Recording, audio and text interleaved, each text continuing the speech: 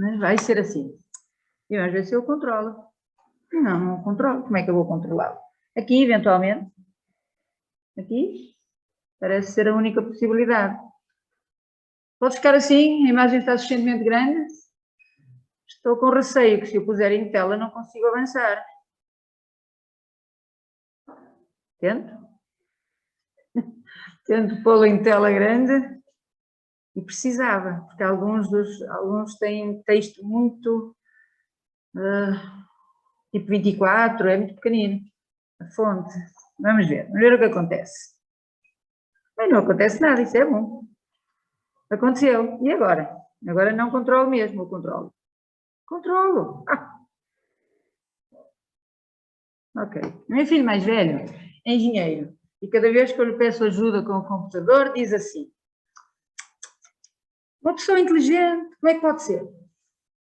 E eu já me dou muito contente porque ele diz uma pessoa inteligente. Podia dizer pior. Como é que pode ser? Uma pessoa inteligente. Pronto, então peço muita desculpa por alguma incapacidade de resolver os problemas, mas é como está neste momento. E vamos então ver o comentário de uma citação. Agora também não consigo deslocar ali as carinhas. Ao lado, eu consigo. Consigo. Pronto, então, primeira coisa a fazer é perceber a citação, certo? Não me esquece que há 2 anos eu tinha uma citação e depois houve uma aluna que me disse: eu fiquei tempos infinitos a olhar para aquilo e não percebi. E eu até me ocorreu dizer: tinha perguntava, porque não se pode não fazer um comentário sem ter percebido exatamente. Olá, bom dia. Este é o outro Vítor, certo? Já temos ali o Vítor Melo, agora também temos o Vítor Zardo. Então, para perceber uma citação, eu recomendo, primeiro, uma leitura atenta, para ter uma ideia global da citação e para poder determinar o tema. Porque se nós queremos desenvolver um tema, temos primeiro que identificá-lo, certo? Pelo menos temos que ter uma ideia de qual é esse tema. Se houver alguma palavra que não se conhece, eu pus consultar o dicionário. Ou, no caso de um teste, consultar o professor, certo? O colega não, mas consultar o professor. Dizer, eu não sei o que é esta palavra aqui, certo? Pronto, então, porquê? Porque se nós não temos uma ideia global de qual é o tema, não conseguimos fazer um comentário e desenvolver o dito tema. Bom, então, eu acho que este é, efetivamente, o primeiro passo. Normalmente as citações nem são tão longas como isso, portanto passa por ler com atenção e determinar o tema. Pronto. A seguir, preparar o comentário, que, como eu já disse há bocadinho, é mais ou menos idêntico a preparar um texto escrito. Fazer uma segunda leitura para confirmar o tema, para ter a certeza de que esta citação é sobre este tema e eu vou desenvolver, portanto, este tema. Normalmente, faz-se uma paráfrase a seguir. Uma paráfrase é dizer pelas nossas palavras o que lá está. Portanto, depois de identificar o tema da citação, fazer uma pequena paráfrase a dizer assim: esta citação fala disto assim, assim, deste tema, e eu vou agora desenvolver este tema com os meus conhecimentos sobre o assunto. Pronto, então, sublinhar as ideias principais, redigir uma paráfrase. Está claro que é uma paráfrase. Paráfrase é dizer a mesma coisa que lá está, com palavras próprias. Até é bom começar assim, porque dá logo a ideia de que percebemos perfeitamente o que é que a citação quer e qual é o tema que está aqui para desenvolver. Terceiro, levantar a informação que sustenta o conteúdo da citação. Portanto, depois de identificarmos qual é o tema, começamos a pôr uns tópicos sobre o tema. O que é que eu sei sobre este tema? Começamos a fazer, portanto, um levantamento da informação sobre aquele tema, sobre o conteúdo da citação. Depois, uma explicação detalhada da forma como essa informação se relaciona com o tema. Portanto, mobilizamos o que nós sabemos, aquela memória de longo prazo, aquilo que estudamos, aquilo que sabemos sobre o tema, e, portanto, e mostramos como é que isto que eu estou aqui a pensar está relacionado com o tema da citação. Finalmente, conclusão da análise. Continuando sempre a dizer, o tema que eu desenvolvi foi este assim assim, porque é o tema que está ali naquela citação que eu estou a comentar, certo? Como sempre, quando nós tentamos objetivar os passos do processo de escrita. Parece tudo demasiado evidente e muito repetitivo, mas é assim que funciona. O que acontece é que uma parte deste processo nós já fazemos automaticamente, não é?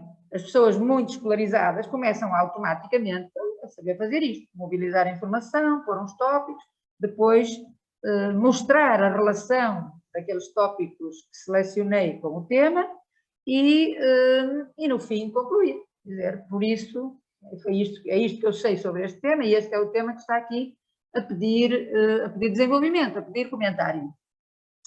Bom, avançando. Redação do plano. Normalmente, eu diria que tem quatro momentos. Não é? A redação de um plano, de um documentário de citação, tem 4 momentos. O primeiro é explicitar o tema. Dizer, esta citação é sobre X. Sobre o tema X. A seguir, fazer uma pequena paráfrase. E diz isto assim, assim. Portanto, palavras nossas, dizer o que é que lá está naquela citação sobre aquele tema, certo? Pronto. Terceiro ponto, analisar, interpretar criticamente o conteúdo da citação, expondo a informação pertinente e explicitando em que medida é que ela se relaciona com aquela citação. Portanto, é desenvolver o que nós sabemos sobre aquele assunto e mostrar que isto é o que eu sei sobre este tema. E está naturalmente relacionado com o tema em questão. Eu não pus aqui, por acaso, mas às vezes há uma apreciação crítica. Pode haver uma apreciação crítica. Eu achar que o autor da citação podia ter feito melhor. Do género, falou disto, mas também podia ter falado daquilo, não é? Levantou aqui este problema, mas há outros problemas em relação a este tema. Portanto, pode haver na exposição da informação pertinente, pode haver uma dimensão de apreciação crítica do próprio autor agora do comentário. E depois a conclusão, a conclusão da análise. Tal como para qualquer texto escrito, não esquecer de rever aquilo que se escreveu, não é? Fazer uma revisão do texto que já se escreveu, tendo em conta o conteúdo, e há coisas que se pode verificar. Portanto, se o meu comentário, agora estamos a falar do comentário já feito, da citação, se ele inclui todos os itens necessários a um comentário, isto é, se expôs informação sobre o assunto, se tirou conclusões sobre o assunto, se relacionou com aquela citação que está ali, portanto, para comentar, se revela análise crítica, é aqui que eu digo, pode haver uma dimensão pessoal. Quer dizer, o autor diz isso, mas portanto, eu entendo que podia ter dito também outra coisa, podia ter dito também outros aspectos. Se contém informações relevantes que corroboram a análise feita. Portanto, ver se o comentário agora feito tem todas as informações que levam à conclusão. Pronto. Ver também se é coerente.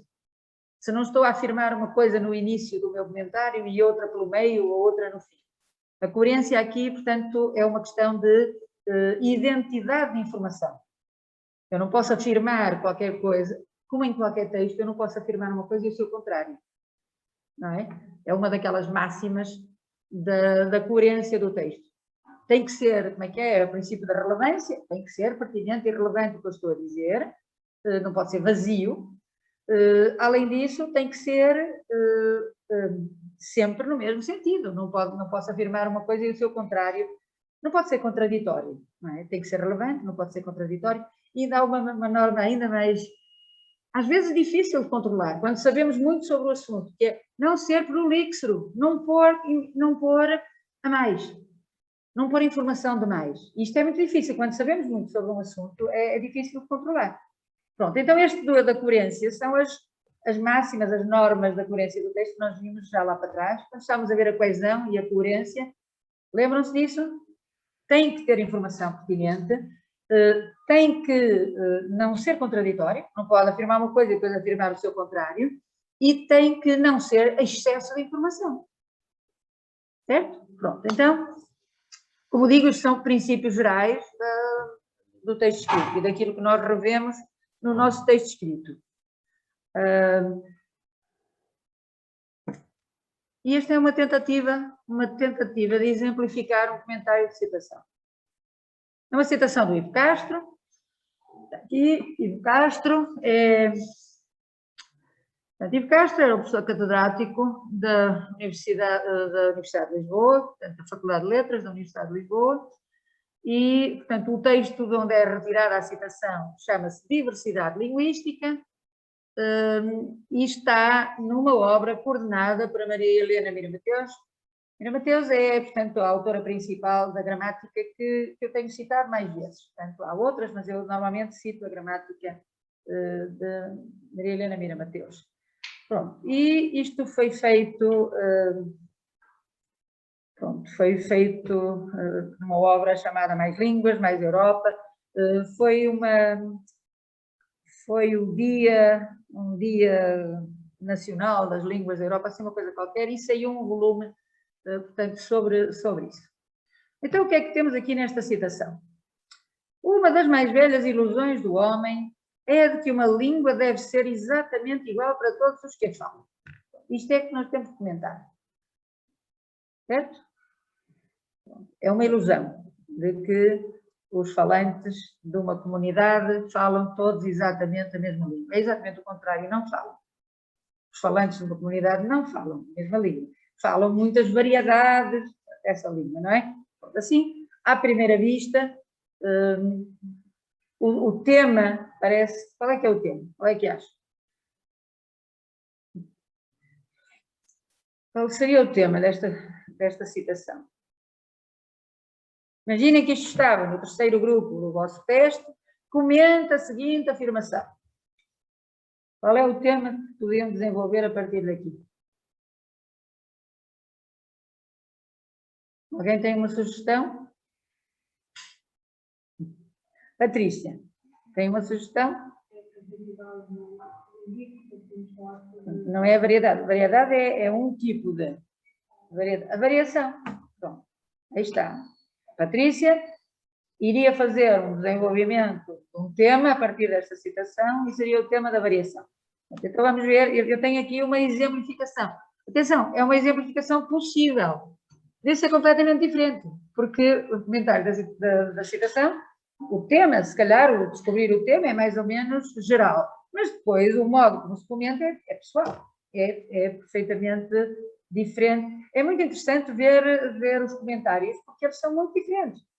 E não quer dizer que uns estão ótimos e outros estão muito maus. Não, estão simplesmente diferentes. Podem até estar muito bem, mas estão diferentes. Pronto, isto que eu vou pôr agora aqui é uma hipótese de comentário desta citação. Pronto. Primeiro ler atentamente, depois tentar tirar a ideia global, não é? A ideia global com determinação do tema.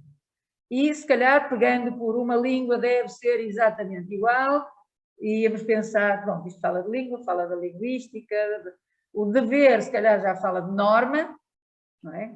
A língua deve ser, fala aqui de norma, e pronto, igual, se calhar, fala de não igual, variação. Pronto, é uma tentativa de reproduzir um comentário, um raciocínio associativo, não é? Basicamente, o que nós fazemos é um raciocínio associativo, que permitiu à Patrícia imediatamente dizer isto é sobre variedade, isto é sobre variação. Certo? Pronto, então, se calhar, eu pus aqui a bold, aqui mais, não é negrito, porque ele é branquito, norma e variação linguística. Se calhar é sobre isto. Se calhar podia ser este o tema. Ou simplesmente variação. Norma e variação linguística. Há algum vocabulário desconhecido na citação? Ou não? É tudo conhecido. Não há aqui nada desconhecido, pois não? Porque se houver, é melhor primeiro saber as palavras todas para ter a certeza que estamos a interpretar o conteúdo. Mas esta, de facto, é bastante compreensível. Bom, então, podemos chegar ou a variação, por exemplo, a Patrícia diria, eu vou fazer sobre variação.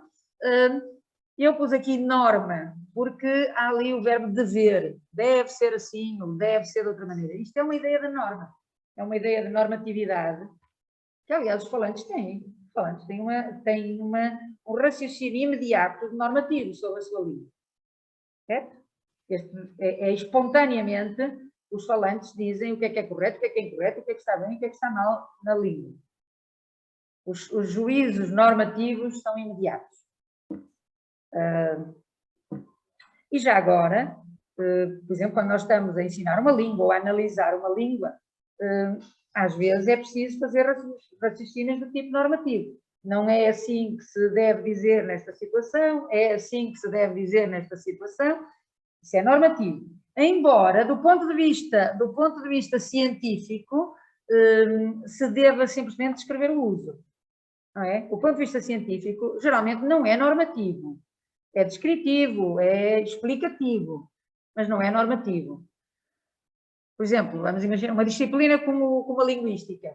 Não vai dizer qual é o uso correto e incorreto de uma língua. Geralmente não faz isso. Vai descrever e explicar os diferentes usos. Certo? Vai descrever e explicar. Naturalmente, sabendo perfeitamente que alguns são normativos, outros não, e que alguns são adequados às situações e outros podem não ser. Mas é uma questão de perspectiva.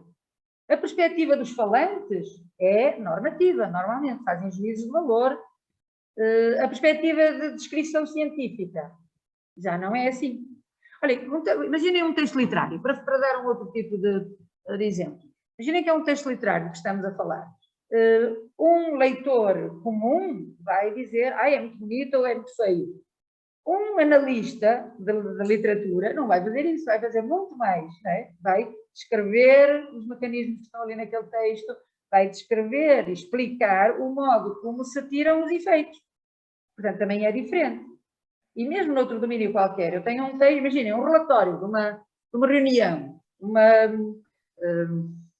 minuta, um rascunho, e o falante banal vai olhar para aquilo e dizer, é sobre não sei o quê. O falante que escreveu ou que pediu aquele relatório vai analisar de outra maneira. Vai ver se está tudo o que era preciso, vai ver se ele funciona, se ele é eficaz. Então, uma coisa são os juízos de valor dos falantes comuns, outra coisa são as análises objetivas que nós fazemos nos textos, seja linguística, seja literária, seja de eficácia numa situação concreta de comunicação. Bom, mas aqui não há dúvida, esta citação apontava para aqui, para falar da norma linguística e da variação linguística. Vamos ver uma maneira de articular isto. Pronto, fazer uma segunda citação para confirmar o tema, não é? Torno a ler, e não há dúvida, isto aqui é sobre a variação. Não há dúvida que esta frase do Ivo Castro é sobre a variação. A seguir, fazer uma paráfrase, sublinhar as ideias principais e dizer, por outras palavras, o que lá está. Eu fiz uma possível, não é? A mesma coisa, estou a dizer a mesma coisa da citação, não é? Reparem que está aqui. Uma das mais velhas ilusões do homem é que uma língua deve ser exatamente igual para todos os que falam, e eu redigi uma paráfrase assim: desde há muito tempo, nas sociedades humanas, se tenta uniformizar a maneira como os seus elementos usam a linguagem verbal, a qual naturalmente tende para a variação. É a mesma coisa, certo? Por isso que há uma paráfrase. Uma paráfrase é dizer mais ou menos a mesma coisa, mas já está, desculpem a expressão digestiva, já está digerido por aquele que está a comentar a citação, não é?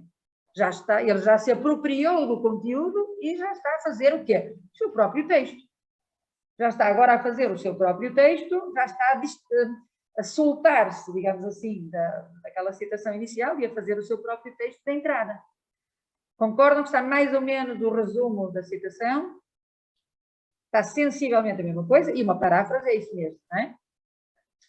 Pronto, então, é uma maneira de começar o comentário, em vez de dizer exatamente o que lá está, que às vezes se faz, às vezes diz exatamente o que lá está, igual, não devia ser igual, devia ser um bocadinho já redigido à nossa própria forma, certo? Em paráfrase. Então, vamos continuar, portanto, partir se calhar daqui, desta paráfrase do que está na citação, e continuar.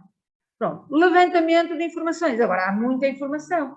E, como eu disse, depende de quem estiver a fazer o comentário. Saber mais sobre um aspecto ou mais sobre outro aspecto. Pronto, então, vamos ver. Uma linear. Variação. Uma tentativa de definir. A primeira coisa que eu pus ali é uma tentativa de definição, não é? Variação. Uma propriedade que as línguas têm de se diferenciarem em função da geografia, da sociedade e do tempo, dando origem a variantes e a variedades linguísticas. É uma possível entrada, não é? definir o que é a variação na língua, e aliás estou aqui a definir como uma coisa geral. Todas as línguas têm. Todas as línguas têm esta propriedade de variar. Pronto, depois falar um bocadinho dos tipos de variação. Há uma variação no tempo, que é diacrónica, uma variação no espaço geográfico, variação diatópica, regional, não é? A regional também se chama horizontal. Provavelmente porque se pode pôr no mapa. Pode pôr no mapa, não é? A variação regional ou geográfica também se chama horizontal. Na sociedade, variação diastrática, também se chama vertical. Estão a imaginar uma escala das classes sociais, das classes culturais, e, portanto, às vezes diz vertical. Portanto, a variação na sociedade ou variação diastrática. Também há variação na situação de comunicação, porque nós temos modalidades expressivas muito diferentes conforme as situações de comunicação. Desde o extremamente familiar até o extremamente formal. Bom, e aqui está, pusemos os parâmetros de variação. Lá em cima, definição, não é? E depois, quais são os modos como varia. A linha B, todas as línguas estão sujeitas a variação e em todas as comunidades falantes há consciência do que há de certo e de errado no falar da sua língua. Ou seja, os falantes sentem que há determinados usos da língua que não correspondem a um bom uso linguístico. Foi aquilo que eu estive a dizer há bocadinho, é espontâneo no falante. O juízo de valor normativo é espontâneo em todos os falantes. Todos têm uma ideia do que é o bom uso da sua comunidade e, portanto, no fundo, todos têm um juízo avaliativo, um juízo de valor a dizer isto está errado, isto está certo, na língua da minha comunidade, certo? Pronto, isto é um segundo tipo de informação. E é isso que estou a tentar por agora, é levantamento de informações que podem estar no comentário. A linha C, motivos. Porque é que há variação, porque é que os falantes têm esta ideia do uso certo e do uso errado. Pronto, nós falamos uma língua viva, que está em constante mudança, pelo que o que antes era aceitável pode, a certa altura, já não o ser. Não é? Portanto, pode haver palavras novas, pode haver construções frásicas diferentes, pode haver até pronúncias diferentes, sons diferentes. E já aqui na aula falamos um pouco disto. Por exemplo, quando eu disse, eu digo intoxicação e vou dizer a vida toda, mas agora, a maior parte dos falantes diz intoxicação, certo? Do ponto de vista de construção frásica, eu não uso todos os particípios passados truncados que os falantes jovens usam. Por exemplo, eu não sou capaz de dizer encarregue de, certo? Provavelmente vou dizer encarregado de, um falante jovem acha que aquilo já não se diz e que se diz encarregue. Pronto, e entregado e entregue. Há alguns particípios passados que eles estão em evolução. Eles estão a ser... A tendência é os truncados, os curtos, estão a substituir os outros. Pronto, e palavras novas. Há um monte de palavras que eu agora nem conheço. Não é? Que um falante um bocado mais velho não conhece e que os falantes jovens usam todos os dias e vice-versa. Pode haver certas palavras que os jovens já nem conhecem porque deixaram de usar. Então, é a todos os níveis. Não é? Portanto, palavras novas, construções frásicas, sons da língua. Bom, a língua que falamos varia consoante a idade, a região, o grupo social ou profissional a que pertencemos e as circunstâncias em que comunicamos.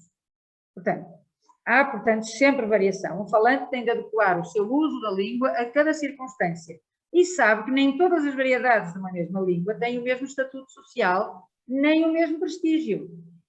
Assim, numa situação formal, portanto, numa situação de maior tensão entre os interlocutores, o falante vai ter, para já vai ter uma velocidade de elocução mais lenta, vai falar melhor, vai escolher uma seleção de palavras, portanto, vai escolher uma seleção é absurdo. Portanto, vai escolher palavras que considera de registro mais culto, mais selecionado. Numa situação familiar, não vai fazer nada disso. Pelo contrário, vai falar mais depressa, com um léxico familiar, às vezes com calão, certo? Pronto. E dependendo mesmo da situação concreta, pode às vezes falar tudo em calão, até pode meter sei lá, até pode meter um palavrão lá pelo meio, não tem mal nenhum, porque na situação familiar não tem problema nenhum, certo? É esta capacidade de adequar a língua às circunstâncias, a cada momento, a cada situação. Agora, o que eu digo aqui no fim, portanto, o mesmo estatuto social e o mesmo prestígio, portanto, há variedades que são melhores, entre aspas, melhores, mais prestigiadas, socialmente mais elevadas. E na situação pública e formal, os falantes vão usar essa. Os falantes vão usar aquela que acham que tem mais prestígio e maior estatuto em situações públicas e formais. Mais informações, vamos ver mais. Por exemplo, também era possível falar sobre o que é isso da norma e o que é a norma. Pronto. Para já há duas vertentes à partida, portanto, uma norma escrita, uma norma da oralidade. A língua é um código, não é? E sendo um código, um conjunto de regras que nos ensina a falar e a escrever de forma ideal, mas este código não corresponde, de facto, à realidade. Porque se a língua está em constante mudança, não pode haver um código que contemple todas as situações. Portanto, aqui, por um lado, há normas, por um lado, há regras, mas, por outro lado, o movimento da língua é permanente. E a cada momento tem que haver uma adaptação da norma a esta evolução, a esta mudança que a língua tem. Curiosamente, a evolução ou a mudança geralmente também vai no sentido, da norma do grupo mais elevado, do grupo mais prestigiado de uma sociedade. Geralmente vai nesse sentido, mas nem sempre. E no início, ainda aqui há uns dias, falamos disso, não sei, a semana passada, acho eu, no princípio há certos usos que são imediatamente condenados. Isso é erro, isso é um erro. Porque não estão de acordo com as regras, não estão de acordo com a norma. Mas com a mudança, com o tempo, esses usos tornam-se normais. Tornam-se usuais, normais. E normais no sentido de habituais e depois normais no sentido da norma da língua. Certo? Estão a perceber a diferença? Portanto, primeiro habituais, normais no uso e depois entram mesmo na norma, que passam a ser a regra da língua. Não me esquece que na minha infância era condenadíssimo o futuro construído com o verbo ir. O futuro, com vou fazer, vou andar, vou comer, vou estudar. Condenadíssimo. Tanto nas professoras de português condenavam. Não pode ser, tem que ser farei, irei, comerei. Agora o futuro com o verbo ir entrou na norma. Perfeitamente normal, perfeitamente aceite. E tem a impressão que o outro é que está relegado para o uso escrito, não é? O futuro com as desinências do futuro, agora é a língua escrita e selecionada. Pronto. Então, aquele erro, entre aspas, passou a ser o quê? A norma. Passou a ser o que é normal na língua. Pronto. Mas isto é muito variável, esta parte de convocar informações, fazer uma série de levantamentos, depende de cada um, depende daquilo que tiver como conhecimento sobre o tema. Pronto. Na verdade, há dois tipos de norma. Também falamos disto na altura. Há a norma padrão, que é uma espécie de modelo ideal.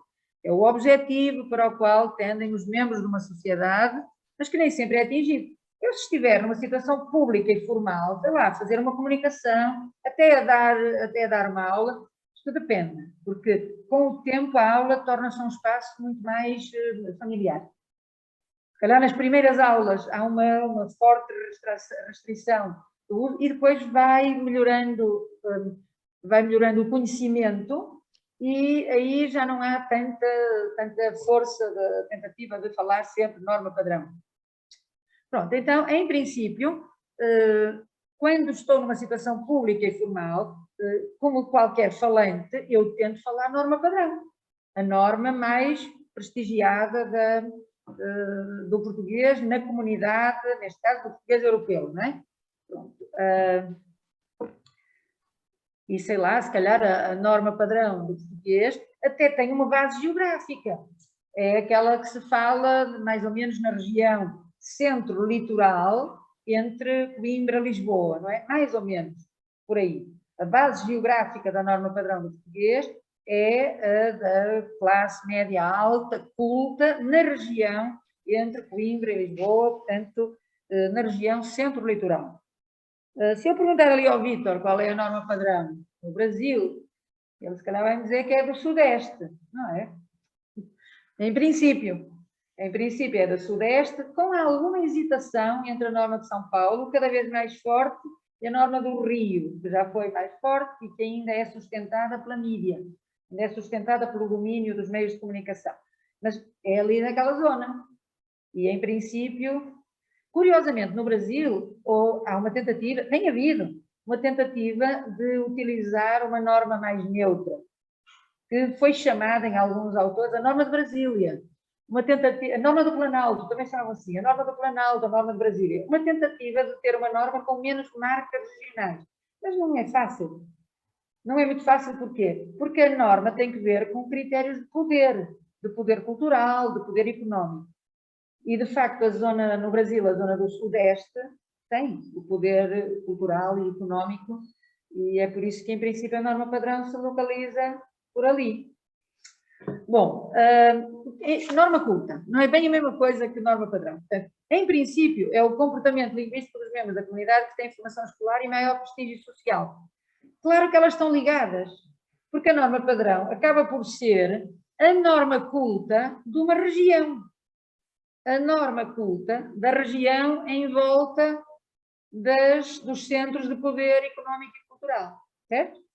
Então, a norma padrão é a norma culta dos grupos mais elevados e cultos da comunidade numa zona que detém os centros de poder e de decisão, certo? Se eu perguntar aqui aos nossos estudantes de Macau qual é a norma melhor na China, qual é a norma padrão? Qual é a norma culta da região mais importante do país? O que é que acham? Entre os 4 que estão presentes, em princípio é a norma culta de uma região que detém os centros de poder e de decisão. Ou vai perguntar? Vai perguntar. Oscar vai perguntar. Ou uma fonte fidedigna. Norma padrão do chinês.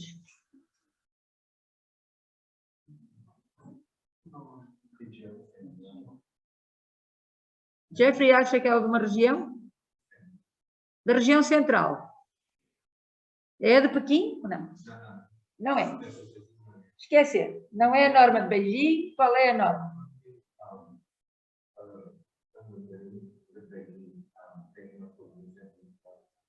Tem uma pronúncia regional muito forte. Um bocadinho como a norma lisboeta. No caso do português europeu, é que a norma lisboeta tem algumas marcas regionais muito fortes que a comunidade não aceita. Eu não estou a imaginar a comunidade falante do português europeu a passar a dizer rio e frio. Não aceita, porque é uma marca muito regional. E é isso que o Jeffrey está a descrever. Em certa medida, embora seja o centro de poder e decisão, tem uma pronúncia regional muito forte e, portanto, a comunidade inteira não vai aceitar facilmente aquela pronúncia. Então, a da região central. Alguma cidade que nós tentamos localizar no mapa, na nossa cabeça, à volta de alguma região particular? Não?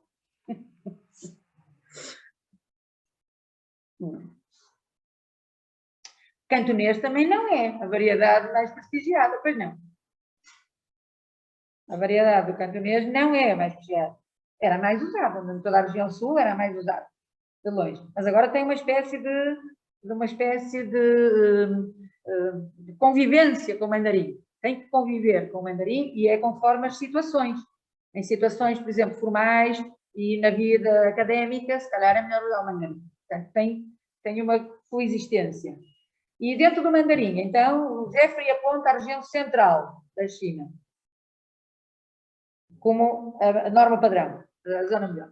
Bom, isto é assim em qualquer comunidade.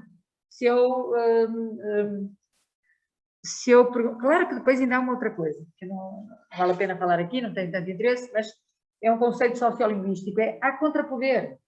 Há uma coisa que se chama o contrapoder. Por exemplo, a norma padrão de português europeu, se calhar, localiza-se em volta da camada média alta, culta, na região de Lisboa. Mas, de vez em quando, os falantes de outras regiões troçam dessa norma. Troçam, dizem assim, a língua das tias, a língua dos queques. Isto é troça. Isto é o quê? Um contrapoder. Ok, isso é a norma mais não sei o quê, mas não é a única, certo? Pronto. Não me esqueço, uma vez numa aula, assim como aqui, estava a falar, por exemplo, do catalão. Disse, olha, o catalão, que agora tanto tem mais autonomia, a norma padrão do catalão, se calhar é a da média alta burguesia da região de Barcelona. Portanto, a norma culta de um grupo elevado, a média alta burguesia da região de Barcelona. E, por acaso, tinha uma aluna da Universidade de Barcelona que disse assim, e até mas gozam-nos. É a norma padrão, mas outros falantes de catalão gozam dos falantes de Barcelona, por causa da tal pronúncia regional daquela zona. E que o resto dos falantes de catalão diz, eles falam aquela coisa ali de Barcelona. Portanto, é sempre, a norma padrão é a norma culta numa região que tem o poder e decisão, certo? Vamos para a frente, não vamos também desbobinar. Estou agora aqui a pôr tanta informação que o nosso comentário nunca mais acabaria. Mas isto é, como eu disse, individual. Uns selecionam umas coisas, outros selecionam falar de outras coisas, e é, portanto, individual. Pronto, explicação detalhada da forma como essa informação se relaciona com o tema. Por exemplo, a variação divide-se em 4 tipos. Descrever os 4 tipos, não é? Como já tínhamos visto, quais são os tipos. Existência de variação, por exemplo, a diastrática. E o que é que acontece por causa da variação diastrática? Ela motiva a necessidade de uniformizar o uso da língua, portanto, motiva a existência de uma norma padrão. Porque há tanta variedade social, também motiva a existência de formas de falar reconhecidas como as mais prestigiadas pela sociedade. Tem que haver uma norma padrão, porque senão a variedade é total, não há controle sobre essa variação. Ou seja, motiva e explica a existência da norma. Portanto, o facto de haver tanta variação diastrática faz com que seja preciso determinar numa comunidade uma norma culta, uma norma padrão. Bom, por acaso eu pus aqui 4 tipos de variação. Na realidade, primeiro há 2, não é? Variação no tempo e depois variação agora, em sincronia. E é agora que nós temos geográfica, diastrática e situacional. Bom, já levantamos muito conteúdo possível para o nosso comentário da citação. Conclusão. Referir outra vez o tema da citação, não é? A existência de variação é algo intrínseco às línguas naturais, não existe nenhuma língua em que não haja variação. Estou aqui a retomar a citação. A segunda parte da citação fala disto, não é? Pronto. A procura de uma forma normalizada de falar cada língua natural existe também em todas as sociedades. E porquê? Porque em todas há variação, pelo que, politicamente mesmo, há necessidade de manter uma forma de comunicação eficaz. A norma culta, a norma padrão, são estandardizadas, não é? Eu pus ali o politicamente porque há instituições. A escola, as gramáticas, são instituições que fazem esta normalização da língua. Todas as línguas são usadas em interações sociais em que os falantes desempenham diferentes papéis, daí que eles façam a diferenciação da maneira como falam, e há falantes com relevância social que tendem a ser seguidos como modelos.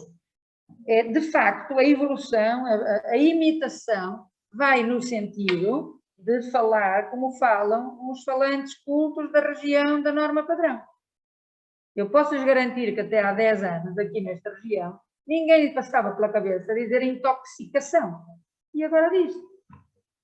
Começou em Lisboa. Clarissimamente. Clarissimamente. Não foi em Coimbra. Eu tenho até uma gravação muito interessante de houve uma intoxicação, eu digo intoxicação, por salmonelas numa escola em Coimbra. O Noticiário Nacional dizia intoxicação alimentar numa escola em Coimbra, não sei o quê. E passa o noticiário para Coimbra, no hospital pediátrico, está o médico, o jornalista, toda a gente a falar da intoxicação alimentar por salmonela. E eu pensei, este novo uso é de Lisboa, não é de Coimbra. Mas agora está espalhadíssimo. Porque há uma tendência para imitar os usos da zona onde estão os centros de poder e de decisão, certo? Há muitas coisas assim. Tóxico. Exato. Tóxico, intoxicar, intoxicação. Nunca disse de outra maneira. E na minha idade não vou imitar, se calhar. Como é que é? Nunca digas desta água, não beberei. Porquê? Porque qualquer falante, por muito velho que seja, tende a imitar o uso melhor. E se o uso melhor é tóxico, intoxicar, intoxicação, amanhã, quando estiver a fazer uma comunicação qualquer, lá digo. Porque os falantes acompanham a evolução das línguas. E em qualquer idade, se calhar, muito mais os mais novos do que os outros, mas todos fazem. Todos fazem isso. Olhem, por exemplo, nas palavras, nota-se muito. Lembram-se de haver uma listinha de palavras que se usava mais na região norte e mais na região centro-sul? Uma lista que quando estivemos a ver a variação, havia uma lista com isso. Algumas daquelas palavras, os falantes nortenhos agora começaram a usar. Começaram a dizer. E estão a fritar qualquer coisa e já não dizem, chega meio a sertã, já dizem a frigideira, que é totalmente uma palavra desconhecida na região norte, até há pouco tempo. Já não dizem uma cruzeta para pôr os casacos, já dizem o cabide, totalmente desconhecido, há pouco tempo. Portanto, começam a adotar palavras que não são as da variedade tradicional. Isto é normal numa comunidade. É isto que digo aqui no fim. Portanto, há falantes com relevância social, que é a camada culta da região onde estão os centros de poder. E os outros falantes imitam. Imitam. Porquê? Porque é mais prestigiado. Portanto, é por isso que se faz a imitação. Pronto, então, eu já desbobinei aqui um monte de conteúdos e de informações que cada um poderia, naturalmente, depois fazer de maneira própria, pessoal, no seu comentário. Pronto. Terceira etapa, escrever, pôr um plano, pôr. Primeiro parágrafo, eu vou dizer o que é norma e variação. Eu vou fazer uma paráfrase também da citação. Se calhar era isto, o primeiro parágrafo. Paráfrase da citação e depois dizer o tema é este assim e eu vou agora comentar. Não é? Esta era a paráfrase, acho eu. Não é? Esta já não é a citação, é a paráfrase da citação. Depois, nos parágrafos a seguir, vamos imaginar no segundo e terceiro parágrafo. Portanto, análise e interpretação crítica do conteúdo, expondo já as informações pertinentes, explicitando em que medida é que se relacionam com o significado global da citação. Faço um segundo parágrafo e um terceiro parágrafo. Pronto. O que é que podia estar aqui? Definição dos tipos de variação, exemplos, podia estar definição da norma e da norma culta, e alguns exemplos, não é? Falar da necessidade de adequação do uso e os diferentes estatutos sociais. Isto podia ser o segundo e o terceiro parágrafo, já ficariam arrumados com esta informação. Mas, vamos imaginar um quarto parágrafo. A existência de variação é algo intrínseco às línguas naturais. Isto está na citação, isto é voltar à citação. Na conclusão, não é mau voltar à citação, e é isto que estou aqui a fazer, não é? Não existe nenhuma língua em que não haja variação. Pronto, a procura de uma forma normalizada de falar cada língua existe também em todas as sociedades, desde sempre. Que portanto, é uma propriedade geral das línguas. Bom, e rever o texto. Rever o texto. Então, o nosso, já pronto, o comentário, imagina, já está pronto. Ver se ele tem todos os itens necessários a um comentário. E quais são os itens? É retomar a citação, uma paráfrase, é dizer qual é o tema e é convocar informações sobre aquilo e concluir. Pronto. Tem que ter todos os itens necessários a um comentário. Revela a compreensão do tema, faz uma análise crítica do tema, apresenta informações relevantes que corroboram a análise, é coerente. E o coerente nós já sabemos o que é, não é? Tem informação pertinente, não é contraditório, não diz uma coisa e depois o contrário, e finalmente não diz demais. Não é demasiado informativo, demasiado prolixo, porque quando é demasiado prolixo, o leitor desliga um bocadinho. Pronto, e portanto... E é isto é a revisão, não é? Depois do comentário já feito, uma revisão para ver se está tudo direitinho.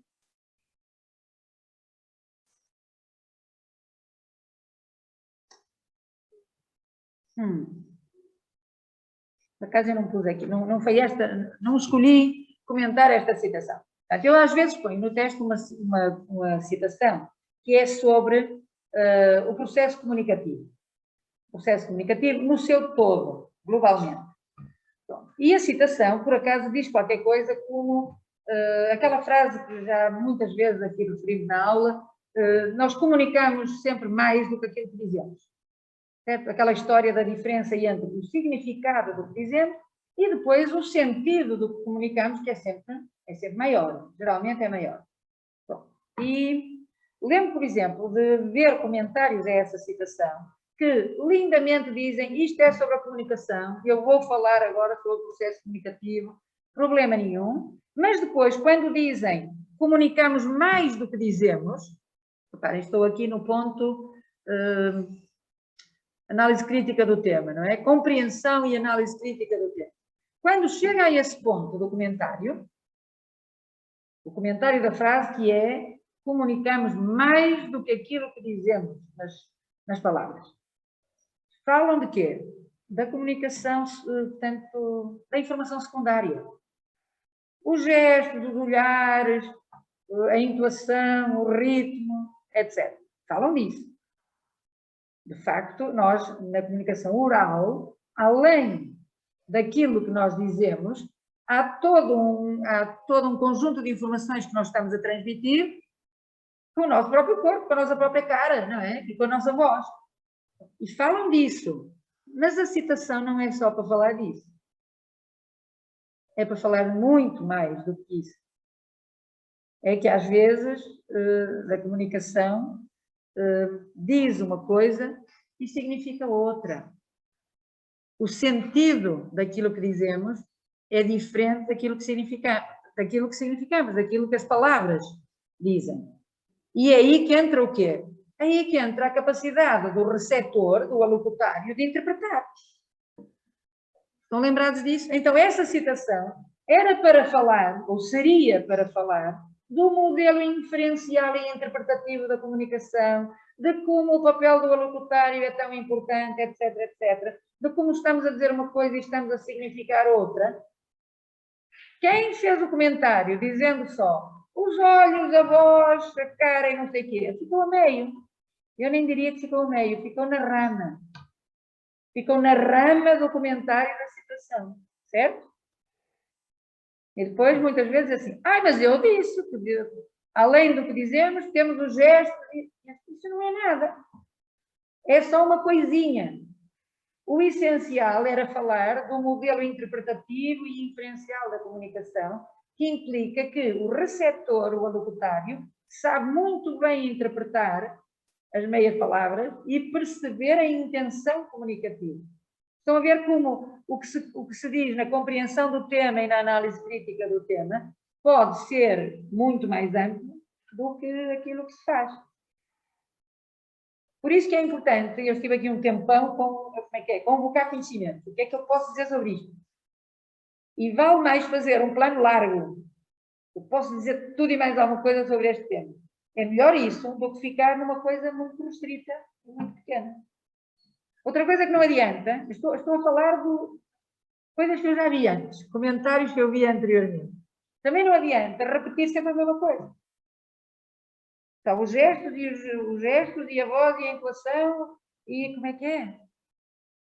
Eu já não podia ler aquilo, às vezes. Um simples olhar. Toda a gente parece que gosta desta frase. Um simples olhar. Já diz não sei o quê. E não era para falar sobre isto só. Era sobretudo para falar da potência da comunicação, que diz muito mais do que aquilo que está nas palavras e que tem que ser interpretado pelo receptor e pelo locutário. O modelo interpretativo ou inferencial da comunicação. Certo? Portanto, e não adianta. Eu percebo que as pessoas a fazer comentário diziam isto é pouco. E depois repetiam 2, 3, 4 vezes. Não adianta nada. Não adianta absolutamente nada. Repetir sempre a mesma coisa. Por isso que, ao planear ao convocar, ao chamar os conhecimentos sobre o tema, convém ser um bocadinho largo e tentar ocupar isto, e há aqui mais isto, e mais... tudo o que puder ter relação com o tema, certo? E ainda que depois cortem, depois de escrever, podem cortar uma coisa aqui ou ali, para não ficar demasiado comprido. Está entendido? Professora, diga. Desculpe, queria só perguntar, neste documentário nós também poderíamos referir... Quem é Inês? Que... não, é Margarida. Margarida, estou a ver ali, Margarida Santos, diga. Que quando nós estamos a falar, a própria variação utilizada na conversa, quer seja mais casual, quer seja mais formal, ou mesmo, por exemplo, o sotaque, também transmite informação ao receptor de onde é que nós somos, também um bocado sobre é verdade. A própria conexão que nós sentimos com a pessoa, não é? Isso também é verdade, mas aquilo que eu estou a tentar dizer em relação a essa citação é que não é central. Claro que a própria maneira, o próprio pronúncio e sotaque da pessoa que está a falar já diz de onde ela é, de onde ela vem, de que grupo é. Mas essa informação secundária não era central para o comentário. Central para o comentário era dizer assim, havia um modelo de comunicação que dizia assim, codifica e já está descodificado o modelo, como é que se chamava isso? Código-mensagem. E não chega, a comunicação não é só isso, a comunicação é também interpretação de quê? Das intenções comunicativas. Na realidade, é mais importante descobrir a intenção comunicativa do falante do que, às vezes, perceber as palavrinhas todas que ele diz. É mais importante qual é a intenção. Ele está-me a dizer isto para quê? Qual é a intenção comunicativa? Certo? E aí o que é que acontece? É que a comunicação não está baseada nas simples palavrinhas que ele está a dizer, mas na interpretação que eu dou àquelas palavras. Dito noutros termos, o sentido é muito mais amplo do que o significado das palavras. Certo? Lembra-se daqueles exemplos do... Está aqui imenso frio. Agora não me adianta nada dizer isto, porque as janelas têm obrigatoriamente de estar abertas.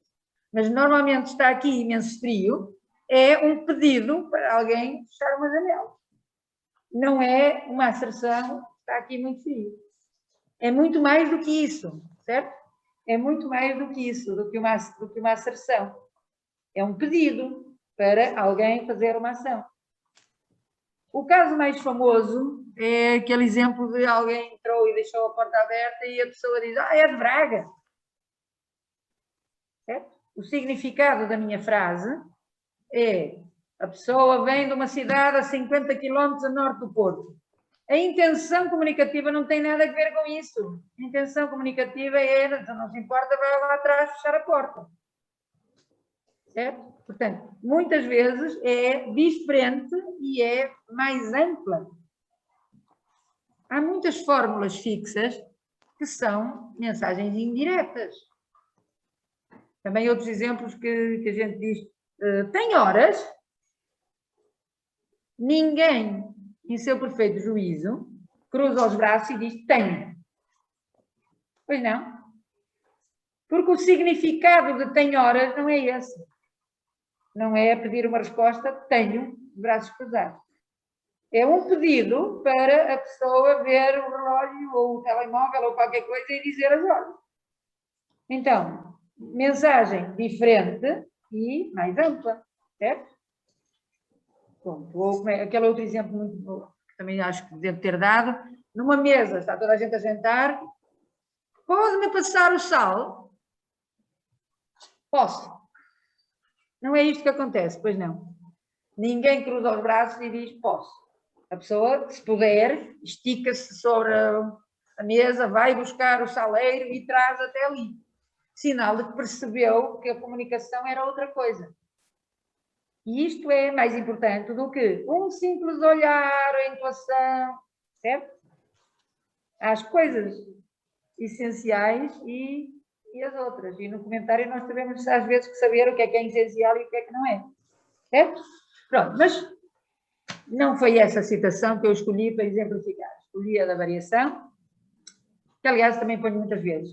Citações sobre a variação também ponho muitas vezes nos testes para comentar.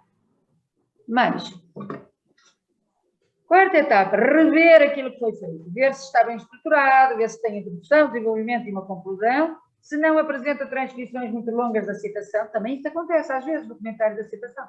A citação aparece 5 vezes, num comentário de 20 linhas. Chega a acontecer isto não é o ideal, pois não. Não adianta nada estar sempre a reproduzir a citação. Pronto, revela o uso da paráfrase e de sinónimos. Portanto, em vez de estar sempre a dizer a citação, dizer por palavras próprias. Portanto, identificar o conteúdo e dizer por palavras próprias. Finalmente, ver se há coesão no texto. Portanto, ver se o texto está bem construído, se estão as conjunções certinhas, portanto, se há relações de causa e efeito, portanto, se há coesão textual no comentário. Bom, e é isto. Vamos sair daqui. E eu vou tentar sair mesmo, interromper. Pronto, agora vemos toda a gente.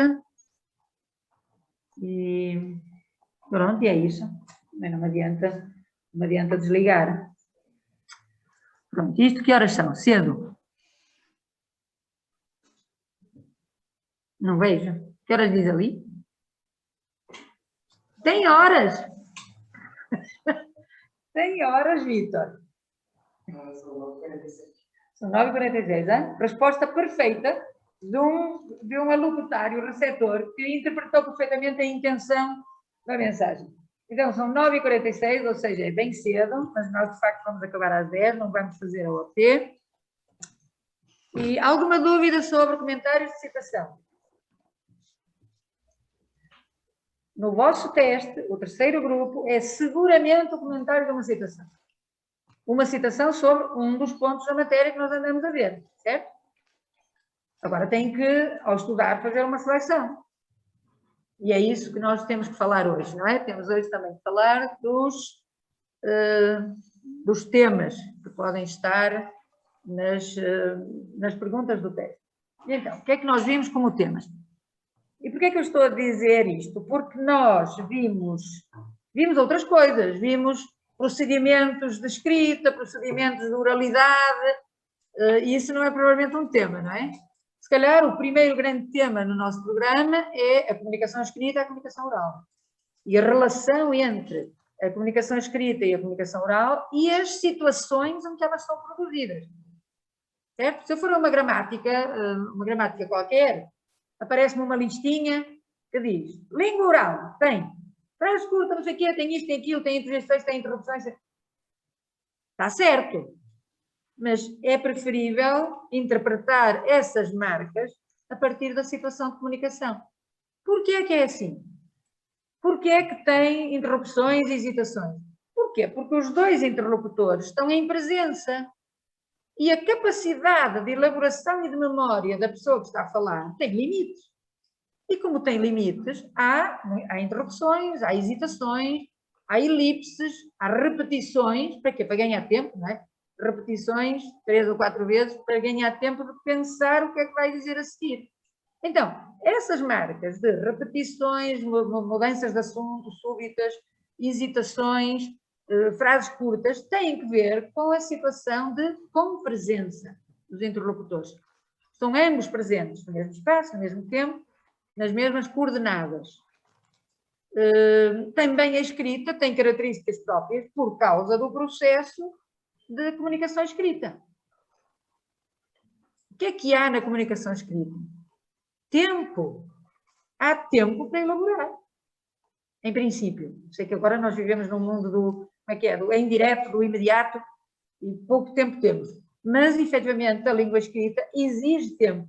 Exige as etapas todas que nós andamos a ver. Por acaso ainda não pus esse documento. Eu já pus vários, falta-me 2. Já estão no cigarro os documentos, falta-me esse PowerPoint sobre o processo da escrita, as fases do processo de escrita, e aquele outro sobre a escrita académica. Como é que, em princípio, deve ser regulamentada a escrita académica, certo? Faltam-me esses 2, eu, entretanto, já estive a pôr os outros, e hoje, provavelmente, já vou pôr os que faltam. Bom, então, tempo e ausência do outro. A ausência do receptor, a ausência do alocutário. E o que é que permite esse tempo? Permite planificar. Dificilmente um texto escrito vai ter repetição 5 vezes de uma palavra, ou palavra cortada a meio, ou interrupções. Não vai ter. Porquê? Porque ele foi mais ou menos planeado e foi posto em tópicos e depois foi redigido. Não é? Foi textualizado. Então, as marcas do oral e as marcas do escrito decorrem intrinsecamente da situação em que é produzido. Certo? E isto é que é importante dizer. As situações são completamente diferentes. Num dos casos estamos em presença e é por isso que eu posso dizer esta lâmpada e é simplesmente um gesto, não é? Esta lâmpada toda a gente sabe qual é. Porquê? Porque eu tenho aqui a deixis, daí tipo esta, que está, esta tem que estar perto do eu, não é? Do que está a falar. Bom, se eu disser, aquela porta lá ao fundo agora está sempre fechada. Todos os presentes na situação de comunicação oral sabem muito bem onde é que está a porta lá ao fundo, porque estamos todos aqui. Os de casa não estão. Mas imaginam, neste caso imaginam. Portanto, na situação de comunicação oral, a deixis é imediata e muito potente. Muito, muito potente. Certo? Na escrita, não. Nós temos que verbalizar tudo. Eu sei que dei o exemplo do esta lâmpada. Se eu tiver que escrever e ao senhor engenheiro responsável pelo equipamento da faculdade, imaginem o que é que eu tenho que escrever. Senhor engenheiro fulaninho, na sala 306 há uma lâmpada que está por cima das secretárias da primeira fila e junto à janela. Esta frase enorme é esta, da oralidade. Na oralidade é esta lâmpada. No meu texto escrito para o senhor engenheiro, é uma frase enorme a dizer onde é que está a tal lâmpada, certo? E depois de eu dizer isto tudo, na sala 306, por cima da primeira fila de mesas e junto à janela, há uma lâmpada que está avariada, só depois disto tudo é que eu digo, essa lâmpada tem que ser trocada. Então o que é que acontece no texto? Aquela essa é, para onde é que ela está a remeter? Para a frase anterior. Sala 306, primeira fila, por cima não sei o quê, junto da janela. Frase segunda. Essa lâmpada, essa que eu acabei de escrever aqui no texto. A deixis na escrita é dentro do texto, por isso que se chama anafórica. A deixis dos textos retoma o que já foi dito dentro do texto, certo? A da oralidade é direta, até se diz para os olhos, não é? Diz-se em latim, ad oculos. Porque quando eu digo esta lâmpada, toda a gente pode olhar para ela e ver. É uma deixis dirigida para o próprio olhar dos intervenientes. Pronto, então, este é um tema. Comunicação escrita, comunicação oral e as marcas que decorrem das situações de comunicação diferentes. Um outro tema possível é o texto. O texto, a coesão textual, quais são as estratégias de coesão textual, quais são os mecanismos e as exigências da coerência de um texto. É outro tema em si. E neste tema há vários aspectos. Há, por exemplo, o tema das sequências, as estruturas principais que existem no texto. O texto pode ser predominantemente descritivo, ou narrativo, ou explicativo, ou argumentativo. Portanto, pode ter uma estruturação, uma sequência diferente de outra. Mas também falamos que pode haver heterogeneidade. Pode haver heterogeneidade, quer dizer, o texto pode ter uma parte predominante num tipo de estrutura e depois ter, digamos, encaixada uma outra estrutura textual. Por exemplo, aquele primeiro texto que nós vimos no ano do Água Lusa, portanto, a língua que nos constrói. Tenho pena que não dei Há um texto dele muito engraçado, chamado A Irmandade da Língua Portuguesa. Ele fez no Dia das Comunidades, aqui no ano passado, já nem sei. Pronto, e também é um texto muito interessante sobre a língua portuguesa e o que é que há em comum na língua portuguesa. Pronto, como é que era esse texto da língua que nos constrói? Era um texto de tipo expositivo, explicativo e de repente era narrativo. De repente, a encaixada tinha uma pequena narrativa. Para ilustrar uma asserção, ele fazia uma asserção, dizia, nós não criamos as línguas. E depois dizia, no entanto, vou aqui contar uma narrativa que mostra que às vezes criamos. Às vezes criamos as línguas, certo? Pronto, então, a parte das sequências, a parte, como eu disse, das estratégias da coesão do texto, e normalmente quando eu faço uma pergunta sobre este tema, eu ponho lá um texto para analisar. Do género, quais são os mecanismos predominantes de coesão neste texto? O que é que se nota melhor nas estratégias de coesão do texto? E aí nós sabemos quais elas são. Sabemos que há o paralelismo estrutural, que há as relações interfrases e dentro da frase. Sabemos que há coesão lexical, de tipo repetição ou substituição por sinónimos ou qualquer coisa assim do género. Pronto, então, normalmente este tema do texto, normalmente tem um texto para analisar. Normalmente. O tema da comunicação escrita e oral também pode ter um texto para analisar. Às vezes ponho um texto, transcrição da oralidade, e só uma vez, e já foi, se não me engano, para aí há 10 anos, é que eu pus a gravação no teste. Foi um desastre. Porquê? Porque só queriam ouvir a gravação os estudantes que estavam a responder àquela pergunta, os outros não queriam. Portanto, passei a pôr transcrição. Uma pequena transcrição da oralidade para detectar as marcas próprias de oralidade nesse excerto. Portanto, pode estar um texto ou pode não estar um texto e ser simplesmente uma pergunta direta.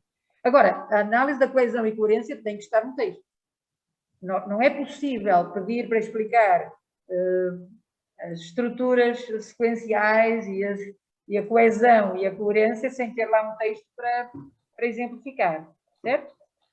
Pronto, mais temas podem aparecer.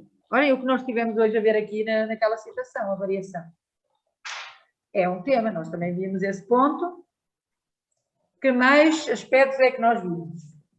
Vimos a modalização do discurso, vimos a argumentação. Aliás, a argumentação e a modalização podem estar ligados, porque um dos aspectos importantes, uma das estratégias da argumentação é modalizar o discurso. É ir dando as nossas opiniões, é ir a nossa crença, portanto, a modalidade epistémica, a nossa opinião, portanto, modalidade avaliativa ou apreciativa. Portanto, os dois temas estão ligados, portanto, a argumentação na língua e a modalização do discurso podem estar ligados. Bom, e não me lembro de momento de mais nenhum tema. Alguém se lembra? Aí em casa também. Alguém se lembra de mais temas? Que possam ser objeto de uma pergunta?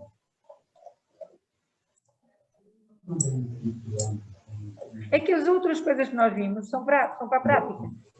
Não é? Como é que se faz, como é que se organiza a comunicação oral, como é que se organiza o texto escrito, como é que se organiza um comentário de uma citação, são coisas práticas, não são coisas teóricas.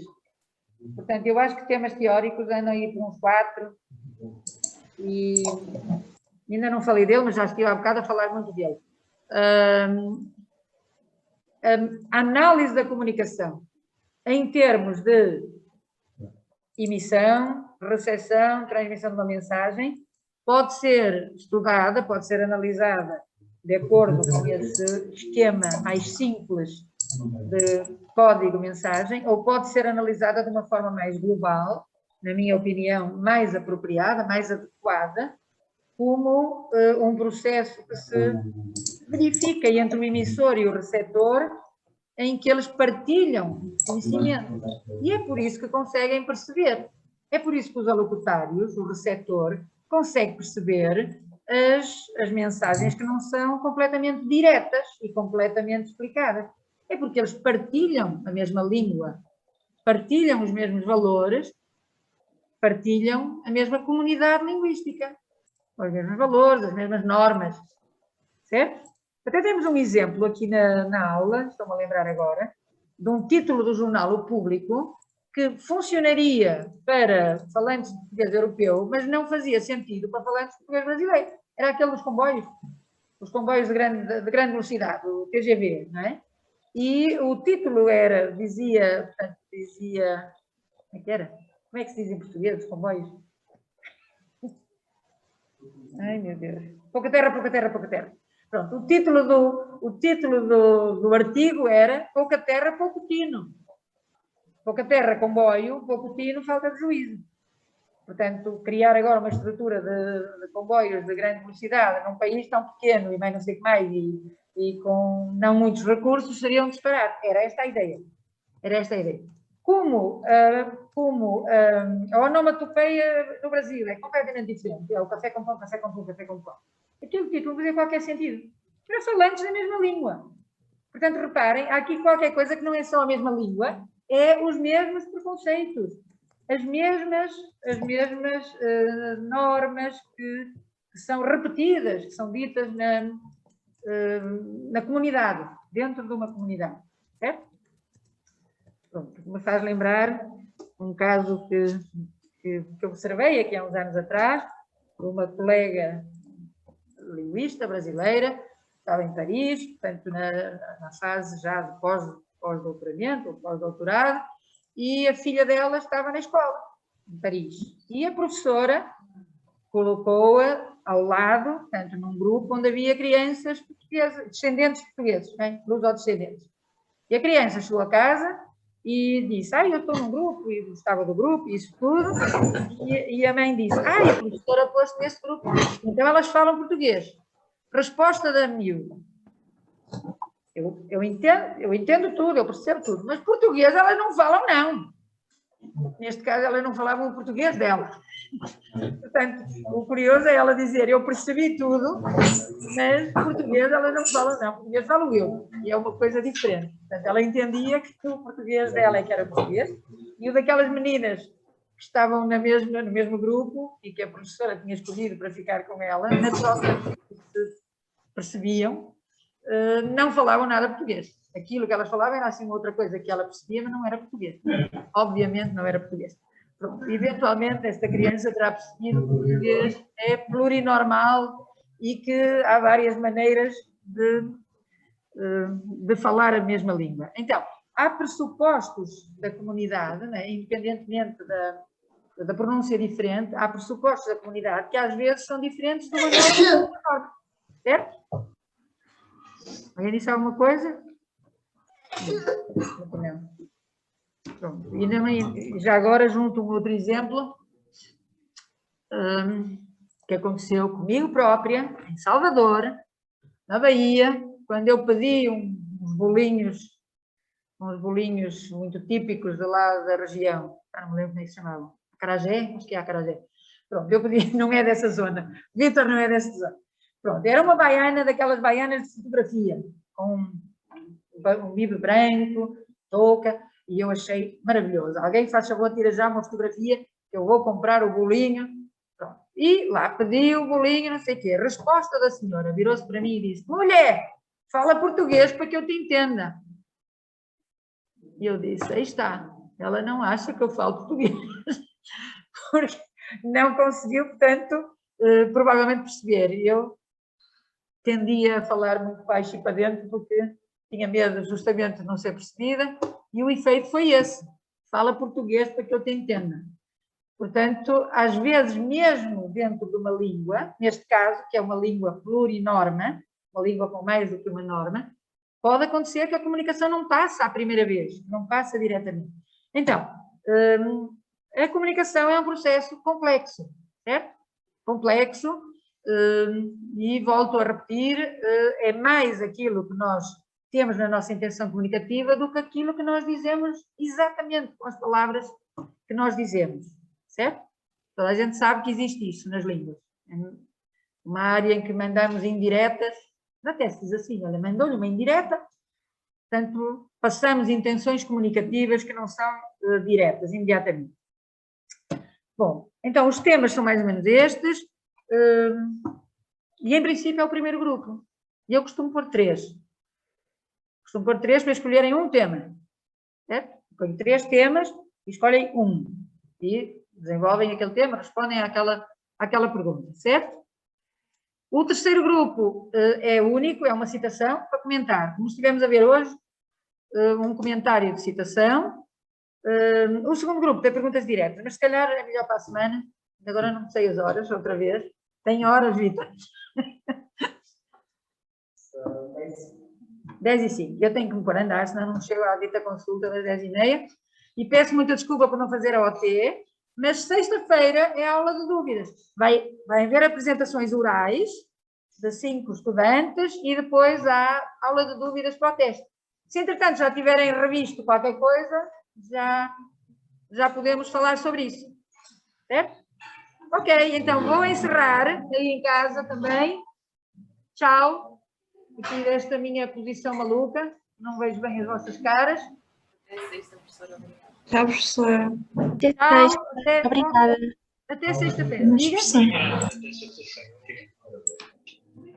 Agora não ouço nada, não vou conseguir ouvir nada.